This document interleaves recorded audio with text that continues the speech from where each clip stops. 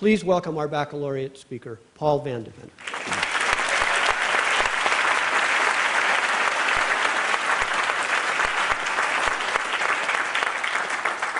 Thank you very much. From the beginning, words and touch bind us, so let me start there with the words of the poet. The bud stands for all things, even for those things that don't flower, for everything flowers from within of self-blessing. Though sometimes it is necessary to reteach a thing its loveliness, to put a hand on its brow of the flower and retell it in words and in touch, it is lovely, until it flowers again from within of self-blessing. Trustee Chair Leslie, Chair-elect Chandra Mohan, my fellow trustees, prep faculty and administrators, parents and family members, my darling Mary, my beautiful sons James and Ethan, Headmaster Bachman, graduating seniors of the Flintridge Preparatory School class of 2014. First, thank you, Peter, for giving me the opportunity to make this offering.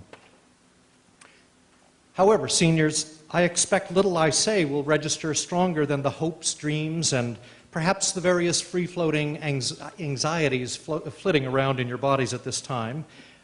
But besides, I think you already know quite a lot anyway. For example, you know that Will Newman in due time will settle a family score with a certain North Korean dictator. You know that Christine Kazanjian and Lauren Jacobs will run on a dual ticket for President and Vice President of the United States the moment they reach the qualifying age of 35, and that after their landslide re-election 4 years later, they will switch offices because that's how prep taught them to roll.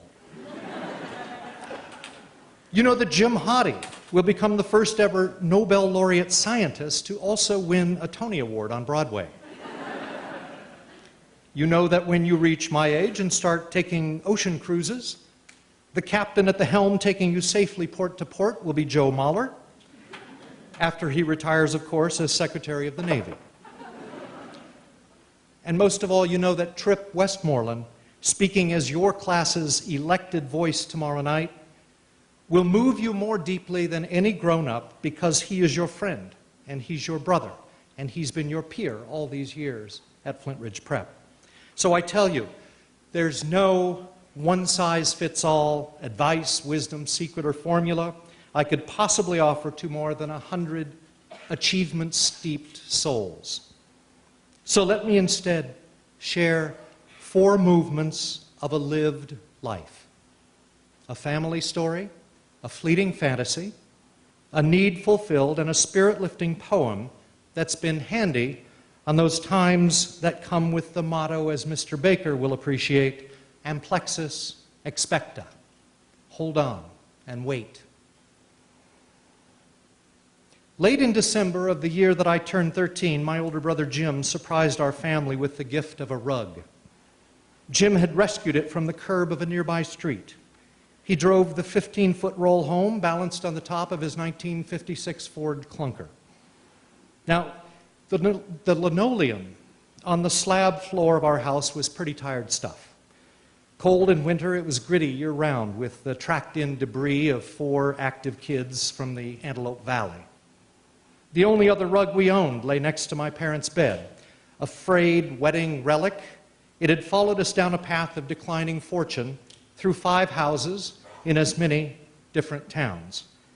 Like the rug, our furniture had been thrashed and rejected by former owners. Jim shoved it all aside. Grinning his beautiful grin, he unfurled his find on the living room floor, proud of scoring something precious. For my part, puberty had rendered me desperate in all matters of appearance. I fretted over acne outbreaks and, at that time, the wild waves of my unruly hair. Each night, I hand-washed one of exactly 2 pairs of socks and pants expected to last me the entire school year. Teen hormones had sharpened a vague consciousness of my family's money troubles into an acute awareness of the astonishing number of things in our house badly in need of repair. Torn windows and window screens stayed that way. Our vintage vacuum cleaner barely wheezed. Weeds landscaped our yard. The repair list went on, and it might have included my father's ability to keep steady work, worn out and depleted for reasons no one ever explained. If this picture had sound, it would be of my parents' frequent shouting and occasional blows, nearly always about the dire state of our finances. Gradually, the din of their arguments peeled away the childhood blinders, dividing me from the truth of our marginal circumstances. But Jim's green rug inspired me to optimism and to obsession. I'd never seen a thing so big and impressive, and it changed the look and feel of that room instantly in ways that I never imagined. Of course, the rug's glory had faded to shabby long time ago, but the transformation it brought still piqued my hopes. My adolescent logic calculated that keeping it clean might produce household harmony. I took to sweeping it daily. I used a straw broom and a flimsy dustpan, and each time I finished, I paused to admire my work. Perfect, smooth, orderly, neat. It had a calming effect on me, soothing worries about money, discord, riotous hair, my raging complexion, my parents' marriage. No one paid much attention to my efforts, but I swept anyway. As you might imagine, sweeping that rug failed to fix all that was really wrong. Our family's downward spiral overwhelmed even the most hopeful boy's power to alter the course of events. My sister fled to an ill-fated teenage marriage. My bright younger brother, Scott, scraped up a scholarship and never looked back after college. My older brother, Jim, fled to the Marine Corps at 19, and a few weeks after arriving in Vietnam, died in a battle, along with 8 of his comrades. After that, my domestic improvement spirit sagged, and soon enough it sighed and died. Eventually, I left home. Now, I tell you this story not as a buzzkill on the eve of a joyful milestone in your young lives. Rather, I tell it to provide a contrast to the rest of what I believe has been a very good life, all things considered. And maybe this story says something about listening to your passions. Sometimes they don't look exactly like what you expect them to look like, and your own seeds of inspiration are probably germinating now, even if you can't exactly pin them down with words. Let me tell you why I think so. A few years after Jim brought home that rug, and shortly before he left for the Marine Corps, a fleeting fantasy took shape in the recesses of my mind. It came to me late one weekend night when 3 pals, Nipper Hunt, Mike Graham, and I were out at the drive-in movies, common entertainment in the Antelope Valley at that time. And no, we weren't ingesting anything or drinking anything. We were just 3 guys who couldn't get dates goofing off at the drive-in. We'd been pals a long time. We argued and we fought, but we watched one another's backs. Without words, we knew one another's home lives very well, and that fact alone gave us lots in common. I loved those guys. On my way to the drive-in's snack bar to buy us some treats, this thought burst into my mind. What if I could start a club for people who cared? That's all. What if I could start a club for people who cared? Now, Michael Weinstein's dad, a psychologist, would recognize this as the wish of a child to fill a profound absence in their life. Me, I just wanted to bask in what I liked about being with Nipper and Mike. I was looking for the same feeling, but bigger. I knew with a certainty that surpassed all understanding that there must be more caring people out there. The thought ebbed and surged over the years. It guttered very low in the years immediately after losing my brother. But blessedly, it flickered and shone stronger with time. Perhaps more so for the fact that Jim, who was my first pal, never returned home, and I was coming to terms with what it would be like to get along without him.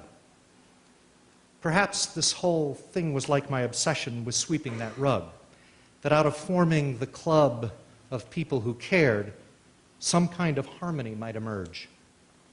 We'd all have something in common. We would all care together. Fast forward. I can't tell you when I realized first that what I was seeking was all around me. Hundreds of years before I needed it, the great tradition of American life had spawned not just a club, but an entire culture of caring people doing caring work who were literally everywhere I looked, once I focused my eyes to see them. Their efforts, often though not always, took the form of nonprofit organizations, the most organized part of America's breathing, pulsing, caring architecture of civil society. Watchdog groups, advocates of all stripes, health and human service agencies, religious congregations, garden societies, lions and elks, scouting to raise the aspirations of young people, hardcore enviros to remind us that the earth needed protecting, settlement houses, hometown associations to help newcomers find friends and a shot at prosperity, all over the place, everywhere, people looking out for one another. And to my growing astonishment, what I needed as a teen turned out to be there all along, waiting with a welcoming embrace if I stepped up and pledged that I cared too. With time, mixing it up with all kinds of people all over the world devoted to building and maintaining civil society, I began to appreciate the full meaning of Martin Luther King's immortal words. We are tied together in the single garment of destiny, caught in an inescapable network of mutuality. And for me, that principle had only grown more urgent and compelling. And in 1990, a lawyer friend, Al Rodriguez, who had provided great counsel to me when I was, for 8 years, an executive at a grant-making foundation in Los Angeles, Al proposed an audacious idea. He said, how about we set up an outfit, Paul, to help people starting up and getting running social and civic ventures. I'll help raise the cash, you run the show, and we can get people in their projects moving with little red tape, lots of know-how, great planning help, and first-class systems for handling boring stuff like money, like personnel, like insurance benefits and audits. Al must have sensed in me a passion that was kindred with his own. And Community Partners, the organization I've led for 22 years, is the result. Our mission: accelerate ideas into action that advance the public good. We're like PrEP's Idea Lab that spawned the Nicaragua and PrEP LA programs, but on steroids. We act as enterprise facilitators, supporting the work but not doing the work. And we've worked with thousands of people who, over the years, have raised hundreds of millions of dollars to get charitable, social, and civic ventures off the ground and on the road to success. And right at this moment, as Peter mentioned, we're incubating 143 projects dreamed up by risk takers who've decided something in their community needs to be fixed or changed or improved. We are what the novelist Nathaniel Hawthorne observed when he wrote that society changes in a patchwork fashion. We're the quilt that Hawthorne was thinking about. As some of you form ideas in the years ahead for making better communities, you can be assured that Community Partners' welcome embrace will always be there to receive you and your ideas. And I bet if Nipper and Mike and my brother Jim were here tonight and knew that their warm company had inspired this, they'd agree that Community Partners is the best club caring people that you could ever want to be a part of, besides maybe Flintridge Prep. For a kid who needed something bigger than himself to hang on to in order to endure a stressed and splintered home, what Al and I created has all the ingredients of a caring community, guaranteed and on demand. That kid, obsessed with sweeping a rug in hopes of a measure of harmony, just needed a bit of time. He needed to understand that a certain kind of society, the democracy that we're too fond of taking for granted and too loosely kick around a lot of the time, had long before decided to weave into its very fabric a sanctioned place for people who care and who want the company of others caring with them. For the truth about a rug is that it is, after all, just a rug. It could be the finest Berber wool carpet in the best mansion on the block, but if the people who walk on it don't summon within themselves the trust, caring, empathy, reciprocity, and love, in short, the civility to make a house a home or a community a fit place for everyone, then no amount of sweeping or cleaning will ever bring harmony to anyone or anything. So maybe this story helps you appreciate why a poem from a 1976 issue of the New Yorker magazine would stick with me over the years, in good times and especially in rough ones. It's by an 86-year-old American poet, Galway Kinnell, and it's called St. Francis and the Sow. You heard its opening lines at the beginning of this talk. The bud stands for all things, even for those that don't flower. For everything flowers from within of self-blessing, though sometimes it is necessary to reteach a thing its loveliness, to put a hand on its brow of the flower and retell it in words and in touch, it is lovely until it flowers again from within of self-blessing. Kinnell goes on to describe the saint encountering a sow. She's very sow-like. Gross and ungainly, sprawling in the dirt, thick-bodied with what he calls an earthen snout, and a hard spininess spiked out from her spine. She's freighted with hard work, unable to free herself from the task at hand, weary, tired, and struggling. But why? Kinnell reveals why. As the saint reaches out, touches the sow's wrinkled brow, and gazes on the cluster of babies suckling and blowing at her belly, the saint pronounces the simple words, blessings of the earth on the sow. And his touch and these healing words cause this homely creature to remember all up and down the length of her body the long, perfect loveliness of sow. That's the hand that we all need from time to time, and the words to go with the touch, reminding us of what we know deep inside, but sometimes forget as we carry the burdens that we carry. In our grand times, in our plain times, even when we've lost sight of our own beauty and stand in need of a hand reaching toward us and a voice speaking for us, we are lucky. We are lucky at Prep to be bound in a single garment of destiny, in an inescapable network of mutuality. And for you, Prep will always stand as common ground as you go about finding engaging, influential, powerful places in government, politics, business, philanthropy, and the social sector, as you find roles in preserving culture, shaping new vistas for humanity, mending inequities that, good as our capitalist system is, still visits ills on too many of those among us with the least. Look out here at this community.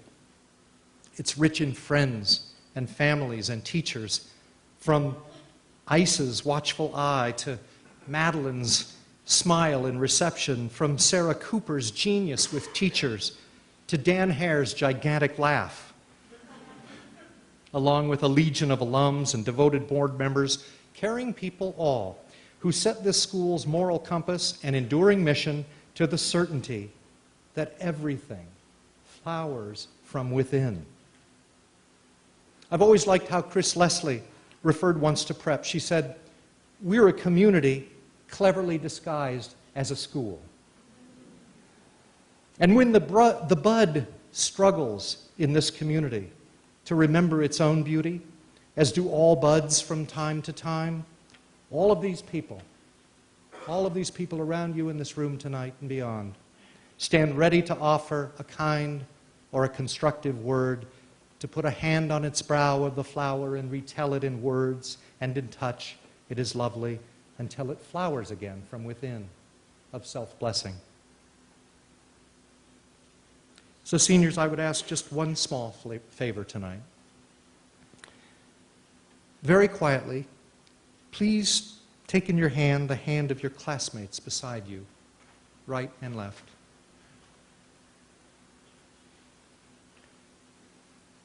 For this moment, simply experience the touch of your prep brothers and sisters and listen to these closing words. Earlier or later in life, we all face challenges that prove impossible to sweep away. It's in those exposed moments of our greatest need, when we need most the communities we've chosen to build around us, when we are at our best. Prep is what I hope is one of countless strong, caring communities you find and treasure through all your days. I hope Prep stays with you and in you always. And I think I speak for every parent here, for each teacher and family member who's been part of your blossoming and who tomorrow night will bid you well on the journey to your destiny. I believe I speak for them when I say that sitting here tonight, together, your hands joined in this moment of community, each of you is, and all of you are, lovely.